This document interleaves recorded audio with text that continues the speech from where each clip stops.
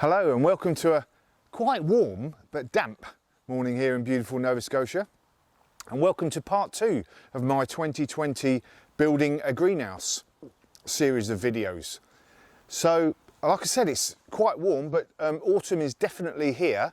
The trees have already started to turn the beautiful colours they do here in Nova Scotia, and we've had a couple of nights frost last week, so that definitely triggers that bringing in of the sap from the trees, and all the colours will change on the maples, etc. here, and it will be stunning over the next few weeks. But to the matter at hand, quick recap. Obviously I'm building a greenhouse, 24 foot long by 16 foot wide, made mostly with pallets, and as you can see I've already started getting the pallets up there nice and easy. We'll come to that in a moment. I'm using plexiglass and some other sort of glass that has been kindly donated to me. Absolute bargain there. And I'll also be using sort of treated wood here and there for the frames, etc. So where have I got so far? Well, as you can see, I've got the square sorted, so 24 foot, 16 foot wide.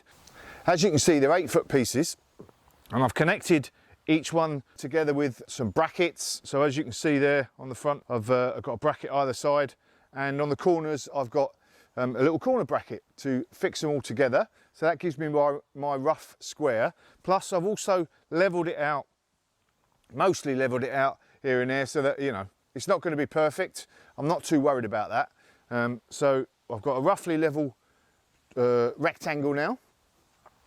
So my next thing was to start putting the pallet sides up. So if you remember from my first video, here, this is going to be the front, and this is going to be where the tempered glass that was given to me by some friends. So I've got 4 6 foot by 3 foot pieces of tempered glass, and that is going to be 1, 2, 3, 4 across here, with obviously a door in the middle. And I'm just about to do that frame next, so that's on the front, and on the sides all the way along both sides and towards the back is going to be the pallets. And as you can see, I've already started with the pallets. Why don't you come closer? So these are big sturdy pallets, these are, and they are 4 foot long by 3 and a bit foot up, or wide. So lengthways, as I said before, I've got 6 down that way, so 6 down the sides, a couple, and then I think I'm going to have a door in the back as well, because I'm going to have a little courtyard at the back, so that'll be a couple of pallets again. But these big red colour ones are big, thick, sturdy pallets, so that's good, and I've screwed them in a couple of times along the way, plus I've screwed them together. Now obviously it's still a bit wonky there, and which you will do, but when I put the frame in the front and tie that into there, that will give it some sturdiness there. And then 1, 2, 3, and about 16 foot down here I'm going to have a pallet coming out as well. That's going to be a divider between my greenhouse, which is going to be this side, and the shed bit, which will be at the back. So that again, that coming out will provide more sturdiness, and then obviously tying it in with the beams, etc., that will tighten these walls up. So I've got some PVC, plastic, whatever you want to call it, and what I'm using here, that's just going to protect the bottom and the outside against the elements. I won't be sealing it up completely, because then you'll get the wood sweating on the inside, and then that can cause dampness, etc. So we want to cut that out. So all I'm going to do is make sure this outside is nice and sealed against the elements, and then I'll cut this along here. Obviously on the outside of the wood as well, I'm going to clad it. My other greenhouse, I clad it with cedar shingles, but this time I think I'm going to go even cheaper and actually just use pallet slats and just clad it all with pallet slats on the outside. And then, you know, when they rot in a few years' time, I can just get some more pallet slats and it doesn't cost me any money then. Good tip. So, something else to keep it nice and sturdy as well is I'm going to have a top cap, and I think I'll get 16-foot lengths, and what that's going to do is that's going to tie the 2, 3, 4 pallets together, and again that provides that sturdiness. And on the outside it's going to be 2 by 8 or 8 by 2, whichever way you want to call it, lengths of wood, and on the outside it's going to have that overhang, as you can see that I've filmed there, the overhang, and then the cladding will go on the walls, and then this piece of wood will still overhang it slightly so that water doesn't drip down behind the actual cladding. So again, that's that other protection for the pallets. So that's good. And then what's going to go on here is basically window frames all the way along both sides, and the perspex will be cut to the lengths. I ain't exactly sure exactly how I'm going to do that yet, but first of all I'm going to do this front frame. So the next thing, so what I'm going to do now is I'm just going to finish laying these sides and then putting the plastic around them, and then I'm going to do the front frame. So I shall come back to you when I start doing this front frame. See how that works, eh?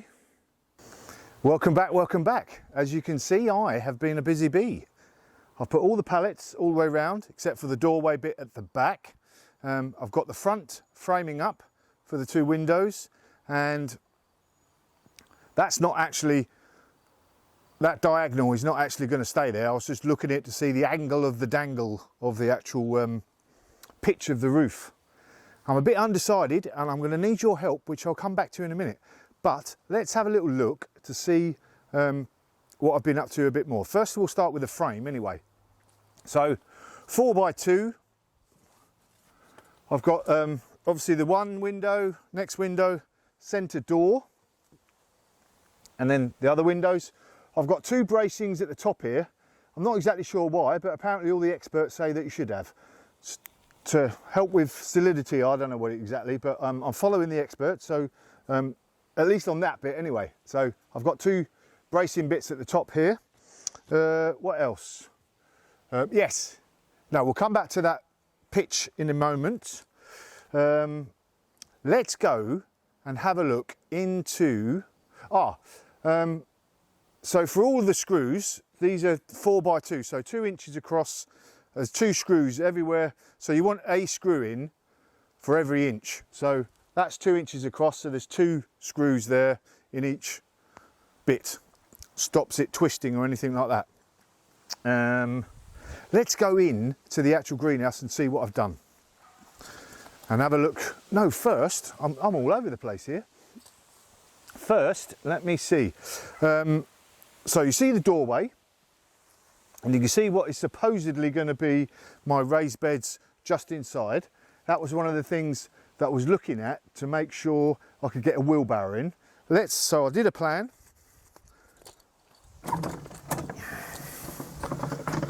So my wheelbarrow goes in through the door, and then I can just about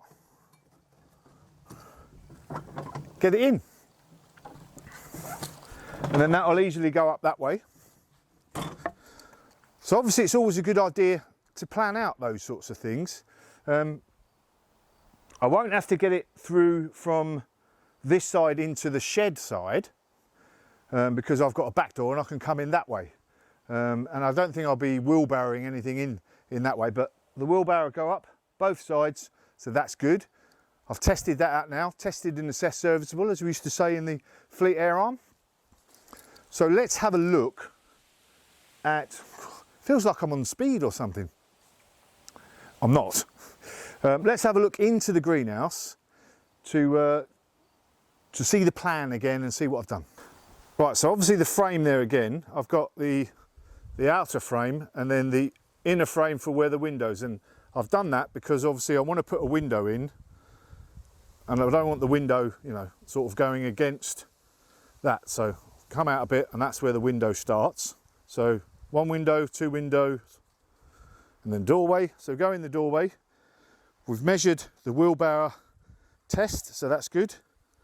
And then obviously, like I said, I'm going to have that 4 foot by 10 foot bed, and then another bed this side. So I've got the polythene all the way around, the pallets all the way around, and the polythene all the way around. Like I said in whether it was in the earlier video or my first video, that polythene's I'm not gonna have it wrapped around all the time, but while it's open to the elements, I've just got it wrapped in so it doesn't all get wet all the time. But we're coming down here, and that's where the partition, so I'm going to have a pallet across there. That's my next sort of jobs, and there. So that'll partition the greenhouse from the shed, and then we'll go in here, and that's going to sort of be a table, so some sort of workbench, you know, that high, whatever. So that's good enough to sort of work around. I've sort of looked myself around, that's good. Over in the corner here, the piece de resistance is going to be where my comfy chair is and my coffee table. And I can sit down in shady splendour and admire all my plants growing in the rest of the greenhouse, because this part will obviously, for most of the day or more of the day, will be in shade. So this will be a little bit cooler, and I'll obviously have some windows, etc. But that's really what I've done. And everything's all screwed in along here, all screwed in, and then that's going to be the back door into what will be some sort of yard with water barrels, etc, etc. Maybe some compost bins. So there we go, that is the tour so far. Let's go back to the front, and I want to have a word with you about something. Okay, so the pitch of the roof. So I've designed it so it's one diagonal down this way, and obviously the sun is going to be behind, so that way, and then going all the way that way. So that I'm thinking that that's going to be better for the sun coming into the greenhouse with the pitch, just that one long pitch. But I'm a bit hesitant. You know, I'm not exactly an expert builder. So my question to you, or help if you can give me, guys and girls, any thoughts, any comments would be brilliant. By the way, the comments that people have been giving me so far have been fantastic. Keep those coming, keep the questions coming. But a question in particular, what do you reckon to this long pitch?